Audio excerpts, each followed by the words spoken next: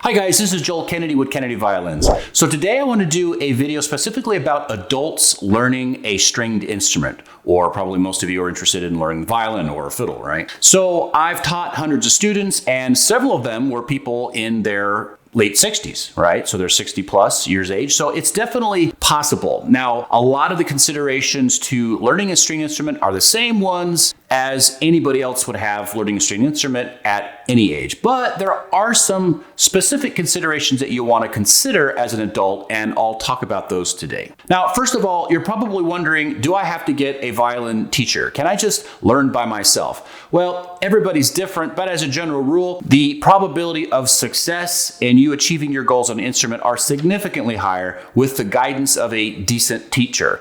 Not only in the short term, because it helps you, have structure to your lessons and your practice, but also in the long term, because you will probably learn proper technique. And if you learn proper technique, well, then that'll help you in the long term to avoid frustration, because, the violin will be easier and easier for you because your technique is correct. So you want to be set up properly in the very beginning. But you can learn an instrument like the violin by yourself. And I've created a video that you can check. I'll put a link down in the description below, and you can check out that video specifically. So it is possible, but if you can get a teacher, I highly recommend you do that. Okay, so there's three main points that you'll want to remember that will help you be more successful as an adult learner. Okay, so number one is consistency. Consistency is key. You don't have to climb a mountain every day. Really, all you have to do is just take steps up that mountain every day, and they really add up. You should practice 4 or 5 times a week, ideally, but sometimes it can be hard to do that. But there's a couple tricks that you can use to kind of, trick yourself into practicing more, okay? So number one, a lot of times if you really feel like not practicing, just tell yourself, well, I'm just going to do my warm-ups today. I'm just going to do my scales. I'm not going to do a whole lot. I won't put in a whole lot of time. But the main point is just get that violin under your chin. And you can kind of tell yourself that you're not at this point going to really commit to this giant practice session. But it's kind of like getting yourself to the gym. If you can just drag yourself to the gym, you'll probably have a pretty good workout. The most important thing is just getting there. So a lot of times if you get your instrument and you say, well, I'm just going to run through my scales today, then I'm going to put it away, you'll be surprised, because once you get warmed up, you warm your body up and you warm your mind up, you'll probably end up practicing a lot longer than you thought you were going to. Another little trick that you can use is just leave your violin out. Your cello, your viola, whatever it is, just leave it out in the house so it's staring at you. Don't button it up, and you might have to if you got pets in the house or little kids or something. But if you're able to leave the case open, have the shoulder rest on the violin and the bow ready for you, not tightened, but just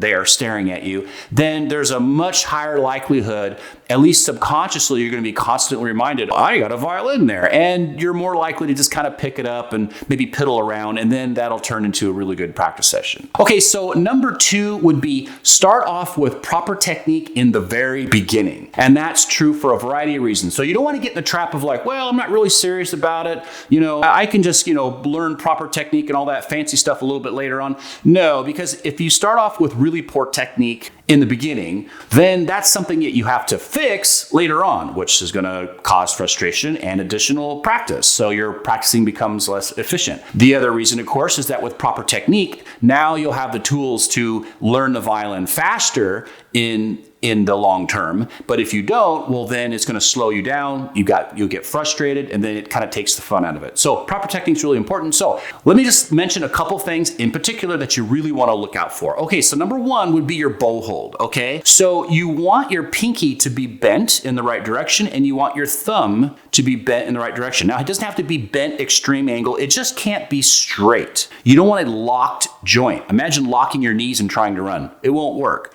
right? Same with your pinky. Don't lock that pinky. A locked pinky doesn't work. So right from the outset, make sure those fingers are bent in the proper direction. I've got a video. It's called 3 Easy Steps to Learn to Hold the Bow. It's a really good video, I think. A lot of people like it. I'll put it in the description below, and it shows you how to easily hold your bow. Okay, so the other thing you want to watch out is for left hand traps. So you want to make sure your wrist is not like this. right? Your wrist has to be straight. So if you were to stand up and let your arm dangle at its side, and then you just look at the natural position that your wrist wants to be in, that's probably what your wrist is going to look like when you're holding the violin. Just avoid this. The other thing you want to avoid is unnecessarily picking up your fingers. So as a general rule, when you place a finger, you keep it down. Or another way to look at it is make sure you don't pick fingers up when you put fingers down. So if I was going to go 1, 2, 3, 4, I wouldn't do this. 1, 2, 3, 4. No, I go 1, 2, 3, 4. That's going to be a lot more efficient way to play, and it's going to help you in the long run. And those are some things that can cause some issues. So definitely start off with good technique. Okay, so the third strategy that you can employ to dramatically increase your success learning a stringed instrument is to always practice scales. You should always warm up with scales. Doesn't matter what your level is, you should always warm up with scales. I promise you, every fabulous violinist that you see on the internet, on YouTube or whatever, and they're like just some crazy good world's best players, they know their scales really well, and they've spent thousands of hours just playing scales, because a scale teaches your fingers where to go on the string. I mean, you don't have frets on a violin like you do a guitar. So by playing scales every day, it not only helps your hand warm up, which is important for an adult player in particular, but it teaches your fingers where to go. It also helps you with your ear training. So if you start off with the violin, let's say you've got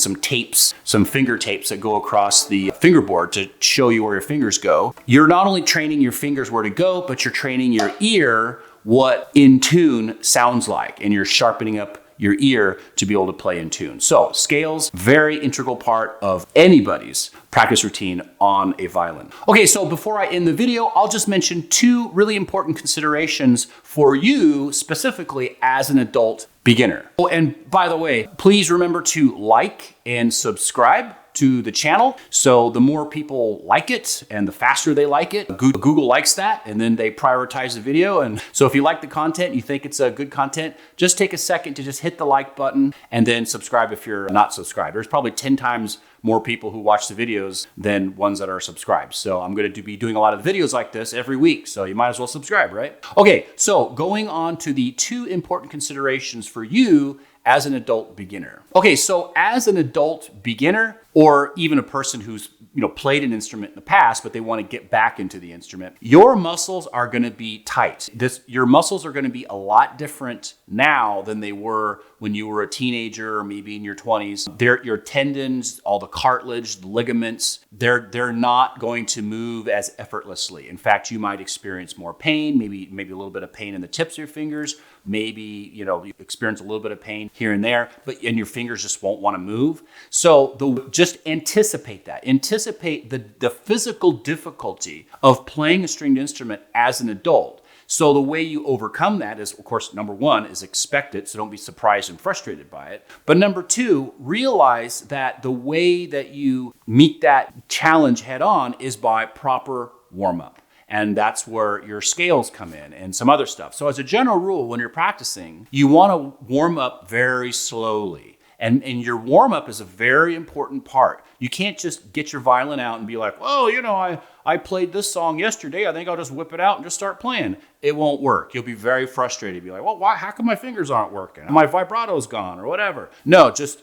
take your time with a metronome, preferably. Run through your scales, maybe some other exercises that you have. That will limber up and warm up those muscles. It'll also warm up your mind, which is also important. So once you have that dedicated warm-up session, maybe it's 20 minutes, maybe it's 15 to 25 minutes, kind of depends on where your level is. Then that's going to have huge implications for your success, not only with the instrument, but for that practice session that day. Okay, so the second big consideration as an adult learner is that you are responsible for your own progress. So nobody's forcing you, right? So maybe before you felt pressure from maybe you had a test at school the next day, so you had to practice for it, or maybe your parents gave you a guilt trip because they want you to be a great violinist, or maybe I paid for these lessons, so you better get in there and practice or whatever. But you've got you've got these pressures that kind of get you in the practice room. Well, as an adult, you don't, because you can just, make stuff up, right? I mean, you can make up all kinds of excuses, and people probably aren't going to hold your feet to the fire. So let's say you don't want to go to a lesson. You can just call them up and say, blah, blah, blah, fill in the blank. I got a flat tire. I'm tired, or my kid's got a thing. I don't know. You can come up with all kinds of excuses not to go to your lesson. You can, make excuses to your teacher once you get there, and they're just going to well, they're an adult, You can make all kinds of excuses not to practice. So you have to be really self-motivated. So there are two ways that you can really help with this self-motivation is number one, some of the things I mentioned before, which is leave your instrument out so it's easier for you to have access to it. And the other thing is that you have to create the habit, right? So it takes 12 to 18 times or something like that to consistently this is the time of the day when I practice. So you schedule it out. When I come home from work or before I go to the gym or whatever you do, you have to come up with that schedule, put it in your schedule, and then dedicate that time. And then when people want your time during that time, you say, no, I can't. So you have to be you have to kind of police yourself in terms of your schedule. But if you don't create a schedule and you're just I'm going to practice when I can or when I feel like it, you won't. I won't. Most people won't, right? You really have to have that scheduled time in order to get yourself in a practice room. Now, the last consideration that I'll mention is actually a little bit of a benefit. So yes, it's a little harder for you to learn as an adult. Your mind doesn't absorb concepts as easier, but you have the intellectual advantage. So as a kid, you just kind of go along with the flow and you just do whatever. But as an adult, you can actually talk to yourself and help yourself learn. You can have intentional practice. So before you practice, you say, this is how I'm going to structure it. These are my goals today. This is the thing that I want to get better at today. And you have very intentional practice. Most kids don't do that. So that's a huge intellectual advantage that you have over, probably yourself when you were younger. So take heart, as an adult beginner, you do have some advantages as well. So guys, I hope I answered a few questions in this video. If you have any questions, of course, feel free to always contact Kennedy Violins. We're all players and teachers, and we're always here to help, and post any comments that you have or questions in the comments below. I pretty much answer all the comments. So with that, I'll bid you adieu.